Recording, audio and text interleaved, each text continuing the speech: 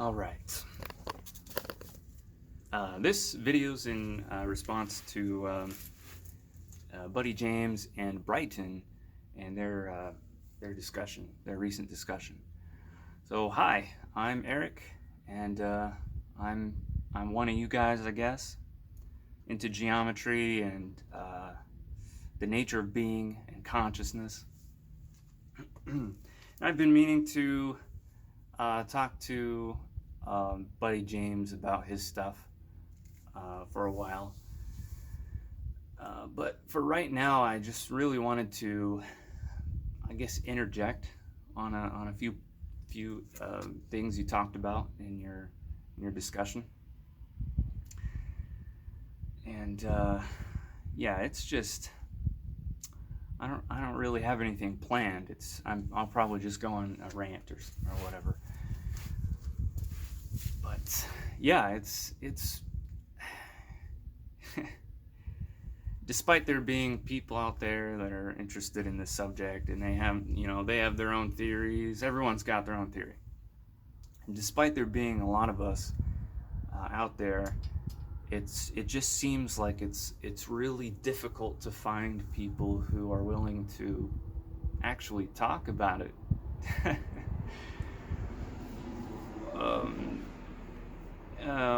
Or like compare notes or whatever. So let's see, where should I start?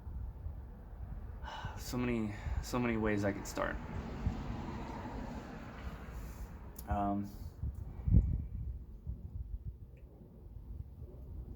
Okay, well, I can start by saying that what Buddy James was talking about, he had a word for it. I think he said like the new internet or something. Some kind of futuristic technology where we're able to hook into the network, I guess you could say. That vision, the way you describe that vision, is a very similar vision to mine, and the curiosity that I have, kind of, it's my way, my it's why I'm motivated, I guess you could say. It's my motivation, my curiosity to see if that kind of thing is possible. And I think it is. I think that the way that you described it, that's extremely far off. And there is a very simpler version of that, which is possible in our lifetime. But it's only possible, it will only be possible if we all band together and discuss things and have a similar goal. The device, it's a very simple device. It's the most simple version of what you talked about possible that I could think of. And I call it, the name I have for it is a sweet door. And basically what that is a doorway that one would walk through and experience, as they walk through this doorway, experience the sensation of sweetness. But not, put any sugar or anything sweet in their mouth. Just because they walk through a doorway, they experience the sensation of sweetness.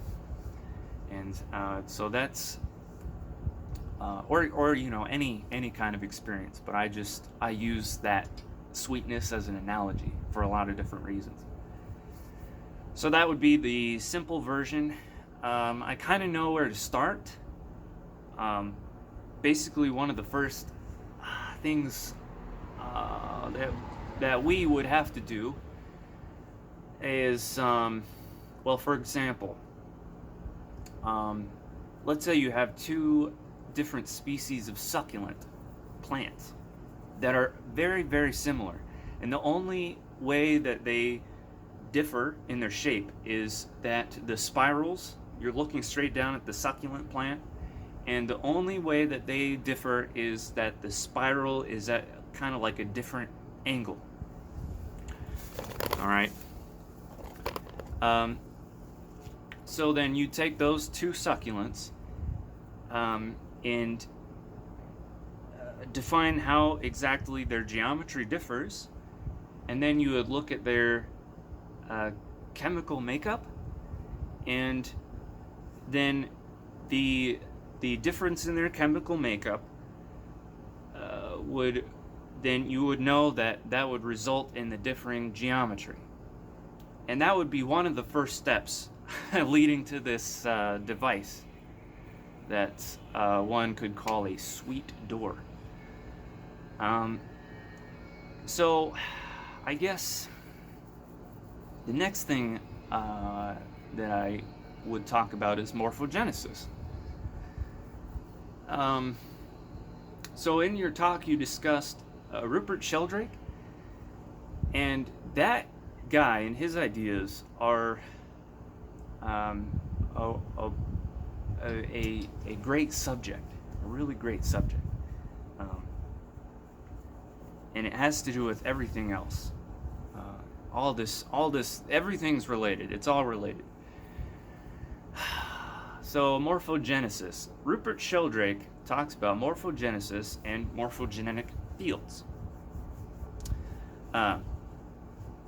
I agree that it is a field. So here here we come to my main point that I reiterate over and over again. It's more important than anything else in this subject or in this field. It's the most important thing, and that is when you say a word like field, what are you talking about? Because when I say the word field, I'm talking about something completely different than what Rupert Sheldrake is talking about. And that's the big issue, really, is we use these big fancy terms like field, but depending on who you talk to, everyone has a different picture in their mind of what a field means or what a field is. And so the way around that is to be on the same page about one's ontology. So for example, within ontology there's monism and there's dualism. They're two different perspectives. Rupert Sheldrake, after reading his stuff, it's very clear to me that Rupert Sheldrake has a dualist perspective in ontology, or a dualist ontological perspective, a way of looking at things. And one of the reasons I say he's a dualist is because the way he words it is that the field is like a blueprint. Like the whole thing exists, like the whole shape of the animal, like for example, the shape of a lizard exists out there, and maybe it's kind of like a ghost shape that's floating out there or something. And he doesn't say those exact words, but from how he words it, that's you can kind of tell it's dualist, meaning that there's a separation between mind and matter. So like the shape of the lizard is separate from the physical existence of the lizard. It's a blueprint. It's already made. It's floating out there, and that's dualism. Based upon my geometry theory, my theory regarding the geometry of fields, I agree with everything he says, except I view it in a monist way. So basically, here's my theory regarding morphogenesis in a nutshell. I think that there are a number of forces, not just electricity or magnetism or gravity. I think there's a whole bunch of different kinds of forces. that are defined by a geometry. I think there's a range of forces, and these forces, I think, are inherent. The entire range of forces is inherent to a molecule or an atom. And every atom has this entire range of forces. Due to the arrangement of the atoms, or the material, the arrangement of the materials, which is basically saying the same thing. One of these forces within this range of forces will have more influence. God. In the desert, there's a bunch of flies. Within these range of forces, depending on the orientation and the arrangement of the material, there will be one force within the range of forces that will have more influence. And that force is a particular geometry. So, because of the arrangement of the original arrangement of the materials, a certain force will be in play. We'll have a greater personality, or more influence, which will continue to affect the arrangement of materials more. I think that's what happens when you, let's say, create a magnet, or I think that's what electricity is. I think that's what happens when you close a circuit. Or a simpler analogy would be, you have a magnet over there, let's say, and a magnet here, and they want to align together, because that's what magnets do, but they're not aligning together, because this one's way over here and this one's way over there. But as you put them closer and closer together, at some point, depending on how strong the magnets are, they'll snap together. You just have to put them closer together. The reason they don't snap together right away, because they're really far apart, is because there's so many other forces at play, like gravity and friction and whatever. You actually have to arrange materials in a particular way. You have to orient them close together so that one of the forces has more influence, and then all of a sudden they cohere. That's what I think life is. That's what I think consciousness is. It's just a battle between this range of forces. So I guess the next thing I want to talk about is this geometry, which would result in this range of forces. So I'm going to start off by saying the word stereographic projection. Stereographic projection. That is the construct, the pattern, the geometry, which matches electromagnetic fields perfectly. Also, if you just study stereographic projection, if you read about the geometry itself, it's like you're reading about fields. They're the same thing. I just think they're the same thing. It's just geometry.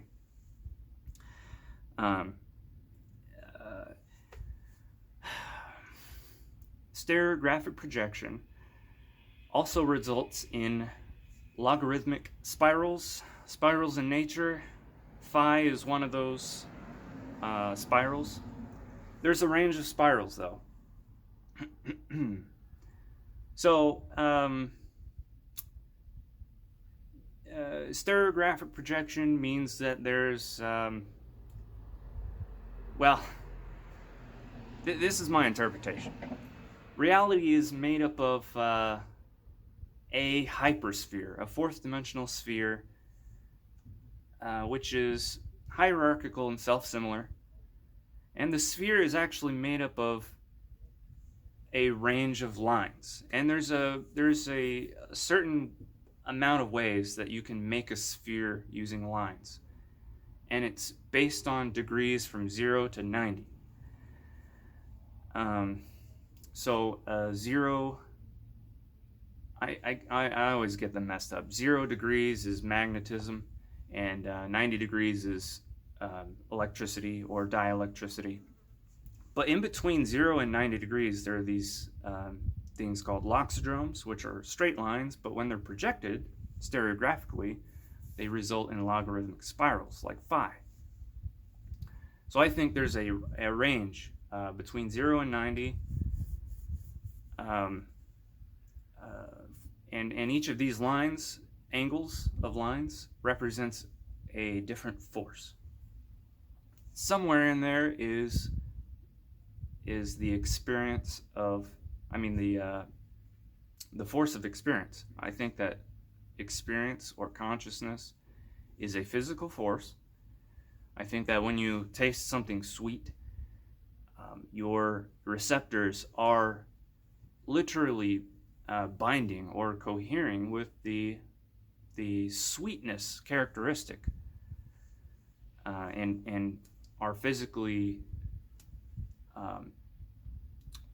aligned like a magnet. So yeah, consciousness, I think, is a field. And if you had this sweet door, then you'd be able to affect someone's consciousness from a distance.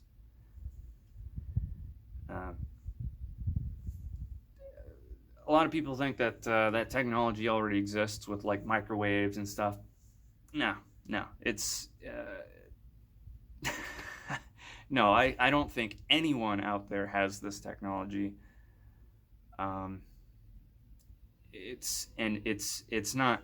This is not. We're not talking about like sound or light or electricity or anything. I think it's a completely separate force.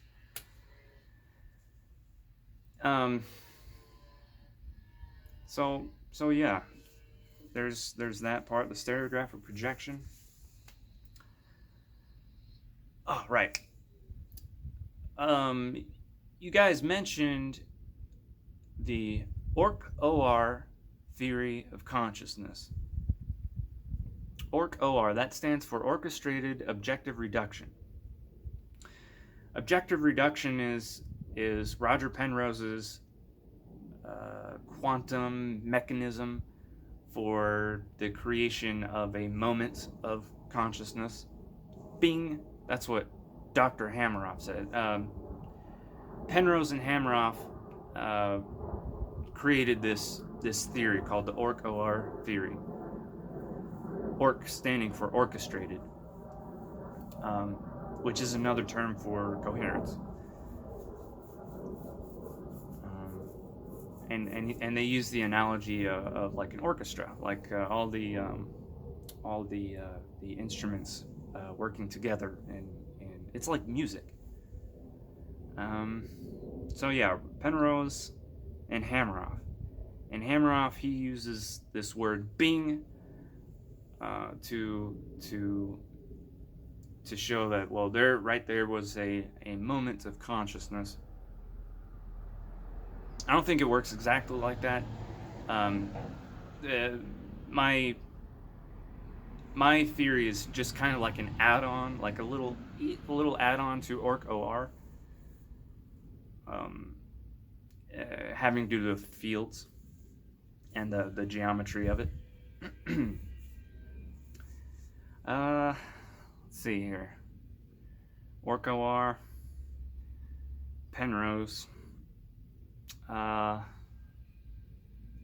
Yeah. There's a few directions I could go now.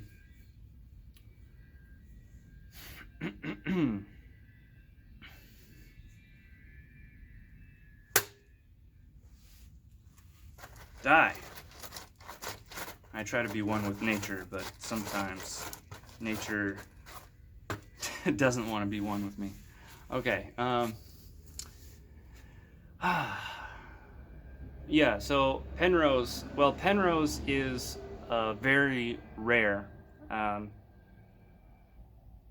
he's rare because he's an old guy. He's a physicist.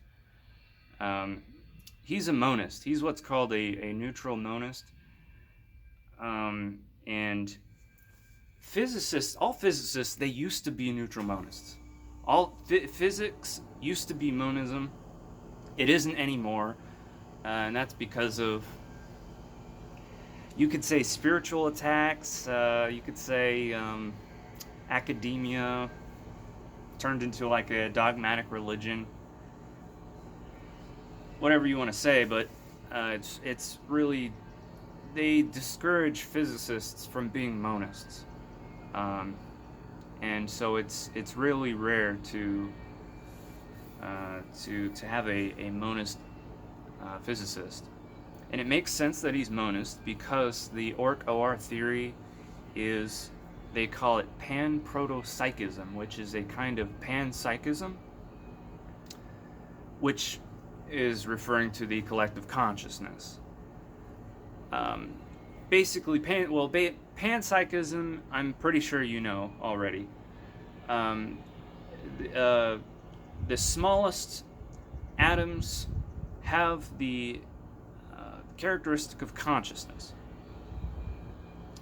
and they combine together, they cohere to create larger consciousnesses up to the level of humanity. But then you don't stop there, you keep going. There's a collective consciousness, basically, and the basically the whole of the I guess the consciousness community agrees on that, because there's this guy whose name is Dave Chalmers, good old Dave. He kind of brought back this discussion, and he came up with this thing called the hard problem of consciousness. And the only thing that really is a solution to the hard problem of consciousness is monism and panpsychism. Panpsychism being the monist version of consciousness. However, there's been a slight, one little tiny issue with panpsychism, and that is called the combination problem of panpsychism. Everyone's been asking each other within the consciousness community, okay, we know that it's panpsychism, and we know that consciousness combines somehow, but how does it combine? And that's where I come in, I guess. I mean, basically all I have said is that it already exists. The combination, you don't have to think up a new idea for combination. Combination already exists, and it basically runs everything. For example, two magnets, when you put them close to each other, they combine. Boom, solved. I'm not saying that consciousness is magnetism. I'm saying that everything is combination, including consciousness and magnets. I would call it coherence. And the name of my book, which I published in last December, the title is Consciousness is Coherence.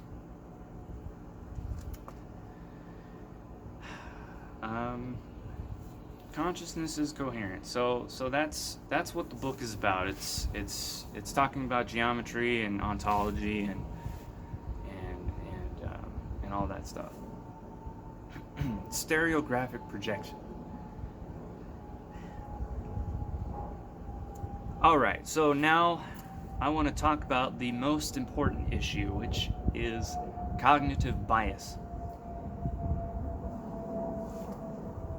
I was going to talk about one of your videos. You sent it to me on Facebook like 6 months ago, and I just haven't gotten around to doing that. But in that video, you said a lot of it was based on the book by Manya J. Long called The Psyche as Interaction.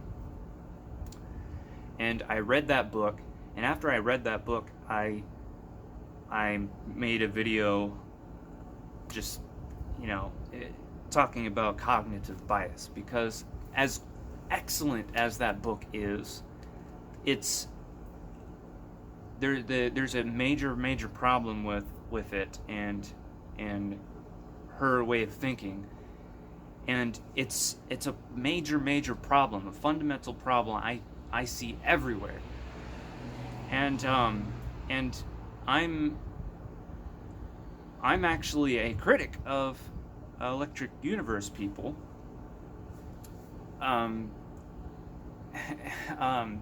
because they have the same exact problem. It's not like I'm like, oh well, they're dumb, and I care. And Electric Universe people obviously want to find the truth and have made efforts to find the truth, and I admire that. And my criticisms are just basically, it would be better if you thought this way. How do I say this? In that video, I'll link that video, but I came up with this story where there's this village of people, and someone comes into the village and says something like, "Oh, I saw a grue. It was amazing." Grue. I don't know what a grue is. You don't know what a grue is, and no one in the village knows what a grue is. But he said, "Oh, it was amazing. I saw a grue," and everyone goes, "Oh, wow, a grue," and no one in this village asks, "Well, what the heck is a grue? I've never heard of a grue before." And that's just kind of like that's cognitive bias. It's like you, for whatever reason, you don't. Someone uses a word that you don't really know what it is, and you just kind of assume what it is, what they're talking about. But they could be talking about a number of things, and so literally everyone in the village has a different picture in their mind of what a grue is. So basically what I'm saying is you really, especially on this topic regarding the nature of being and this really heavy stuff, you really have to be anal about it. When someone says a word like grue, you really have to say, wait, what do you mean by grue? What are you talking about? What is a grue? And you can't be ashamed to have that attitude.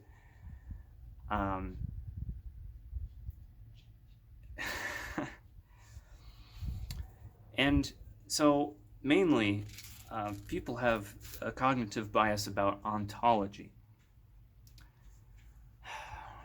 There are 4 different perspectives in ontology. Basically 4 different ways you could analyze data. Any kind of data, there's 4 different ways to analyze it. And you really have to say, okay, well, out of these 4 ways to analyze the data, which is the correct way to analyze the data? And you might want to say, well, it doesn't really matter, any of the ways is correct, like they're all correct. But actually that's one of the ways. That's one of the 4 ways. That's idealism.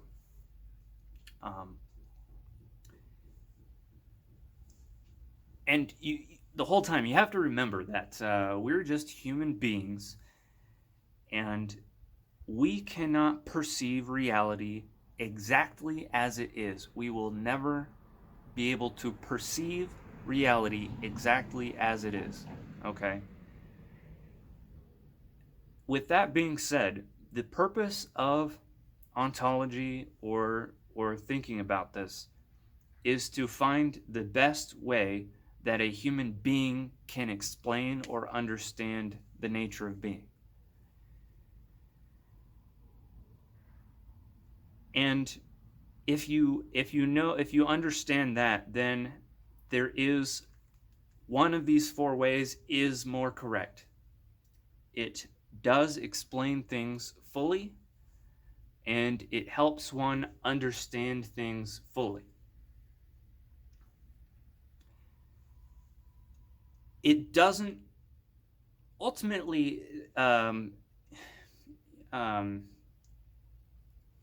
any theory. There's a bunch of theories that people come up with, like many worlds, simulation theory. There's the holographic principle. There's just name them off. And they all kind of sound a little bit similar. So how do they actually differ, though? The way that they actually differ is that they fall under one of these four categories, these ontological perspectives, which are monism, dualism, physicalism, and idealism. And I talk about those in great length in almost every video of mine. So, like, when you talk about Rupert Sheldrake and his morphogenetic fields, you really have to identify, well, what do you mean when you say the word field? Are you a dualist? Are you a monist? Are you a physicalist? Are you an idealist? The word field actually has four different possible meanings, and you won't know what their meaning is unless you ask yourself or ask them.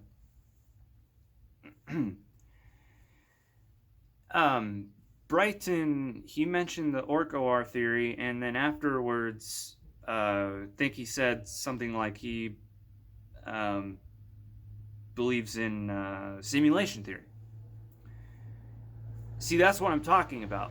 The Ork-OR theory is explicitly monist, whereas the simulation theory is explicitly dualist. They're actually the exact opposite of each other. They might sound,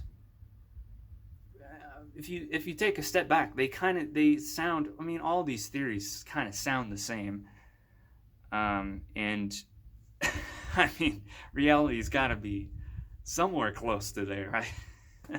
But if you actually want to discuss things and know what everyone's talking about, be on the same page, then understanding these four ontological perspectives is paramount.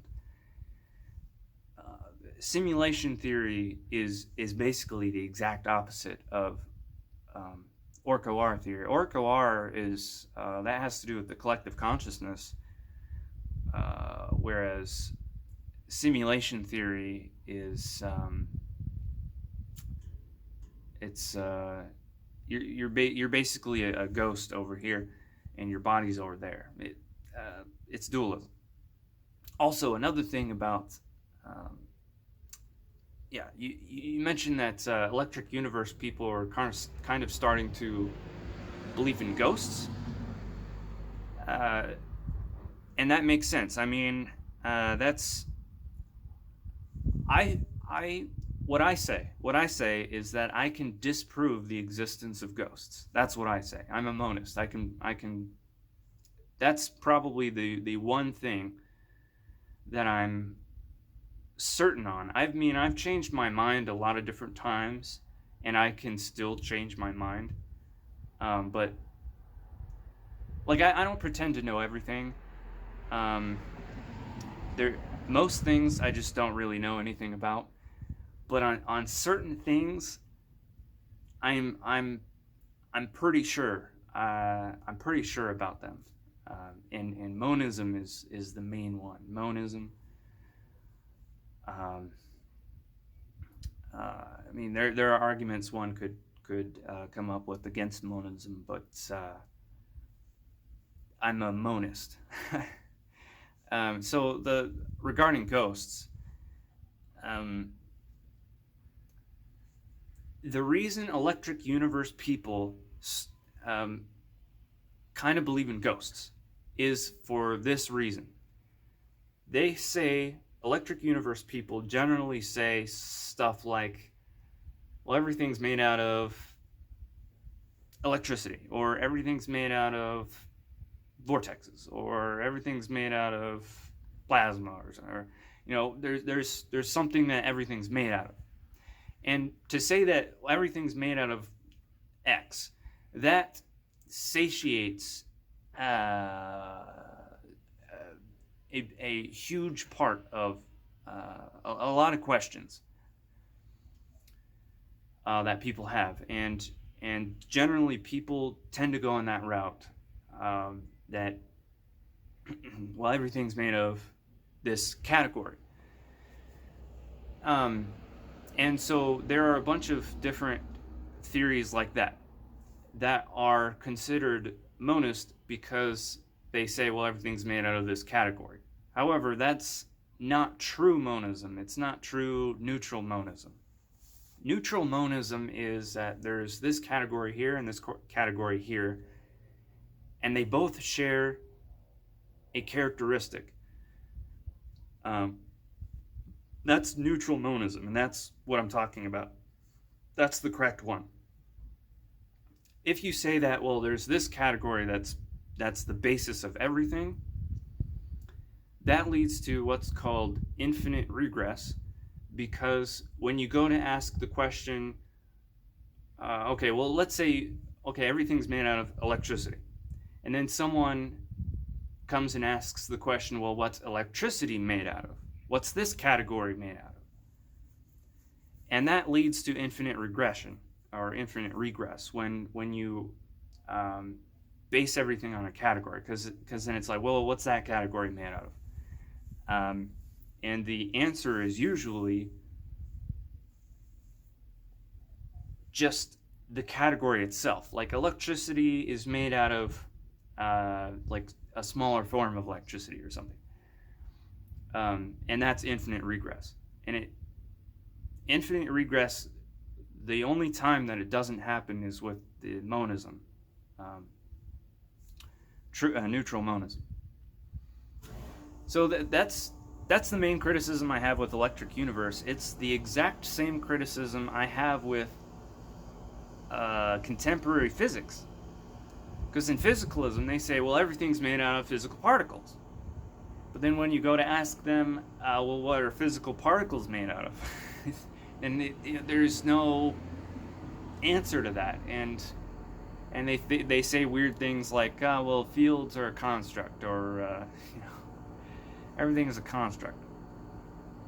Or idealism. There's people who say that, well, everything's made out of consciousness. And that's a category itself. And then you go to ask the question, well, what's consciousness made out of? And their answer usually is, well, it's made out of smaller consciousness.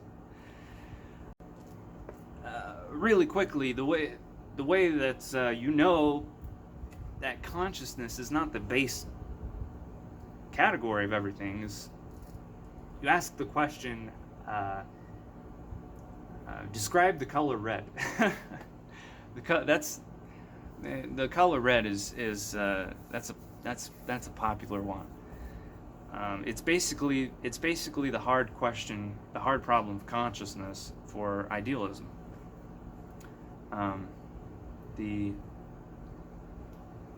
reason it destroys idealism is because there's the color red. You can't describe the color red at all. You have to experience it. Or another way you could word it is that the color red is already described. There's nothing else to. It is a description. The color red is a description. You can't really describe it. You can only experience it, and it's it's understanding that you cannot then go and say, well, your mind created everything, because there's obviously things outside of your own consciousness that exist out there in objective reality. So that's the main thing, the ontology, understanding. Well, are you talking about monism, dualism, idealism, physical? Which one are you talking about? You gotta make sure. Gotta make sure.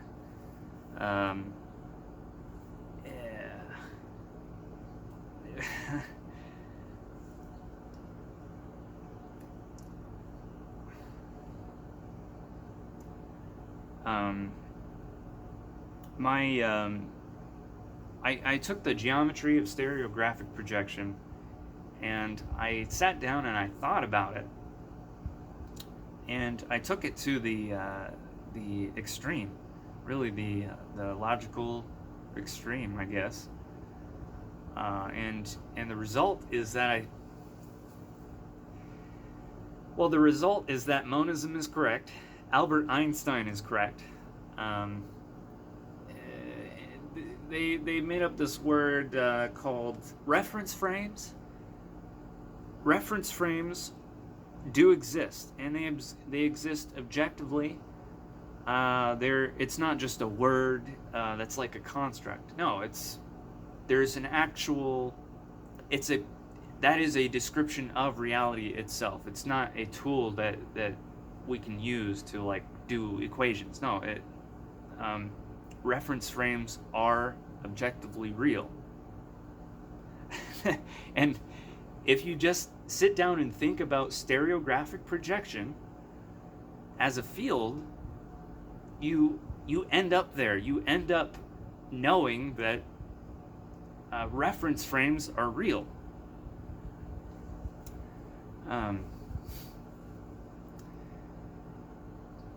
And I feel like I've learned some valuable things about light because of that.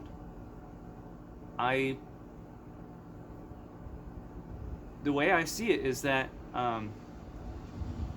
there are reality bubbles, and I think those reality bubbles they actually have a size and can be measured. There's a reality bubble around your head, and so basically your reality exists around your head. But that's not idealism, because your reality bubble is made up of smaller reality bubbles, and your reality bubble makes up larger reality bubbles. The entire universe is a reality bubble, and even though you have your own separate reality bubble, you exist within this hierarchical, self-similar structure, and it's objective reality. And this is explicitly a monist theory, and it does sound like pretty much everything else. I'm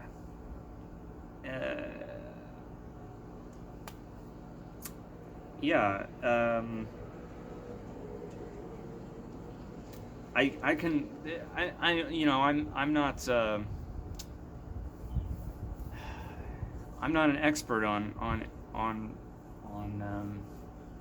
any particular. I can guarantee that monism is correct. That's the main thing. Monism is correct, and if one overcomes cognitive bias regarding ontology, then one can clearly see that it actually answers every question. Really does answer every question. Pretty much every religion in human history has been monist. There's no real distinction between Eastern and Western religions. Science has been monist throughout all of human history. It's only within the past few decades that things have kind of been getting confusing. Uh, yeah, all those physicists were monists, and Penrose is left over from that era. Wasn't that long ago, and you know, during a generation ago, I'm sure you understand that if people used to talk about this sort of thing in the 20th century, but now it's like weird if you talk about this stuff. Um, and the reason it's weird is because people are discouraged to think about ontology and the truth. That's why it's so important. It's so important to overcome your cognitive bias surrounding ontology, because you can think up any alternative you want to physics, but it's not going to be better unless you uh, correctly come up with the why is it that physics is wrong, exactly why is it wrong, and what's the correct alternative. And that has to do with monism and being able to ask questions like, well, what are you talking about when you say X? When you say this word, what are you talking about? or when you say electricity, what are you talking about? What's electricity made out of? What are vortexes made out of? And the answer to that question is a monist answer, which is geometry. It has to end somewhere, and it ends at geometry. The reason that vortexes exist is because of geometry. It's not a ghost that's floating out there. It is the fundamental geometric makeup of the universe that exists out there in objective reality, but it's a set of characteristics which are inherent to all physical matter. That's the main point. Inherent to physical matter, not separate. So, all right. I think that's about it. Let me think. Yeah, I will try to start more discussions. I'm going to address your other stuff, but I just wanted to I really want to interject some things, and I recently, the last video I made was in response to someone whose name is Fractal Woman, and she's with the kind of, I would guess you'd call them the ferrocell crowd in Electric Universe. And so that last video I made was meant for them. It was talking about the geometry of the ferrocell. And the ferrocell is it's a piece of the puzzle. It really is. And I think that stereographic projection explains the geometry in the ferrocell, just like it explains the geometry in nature, the geometry of electromagnetic fields.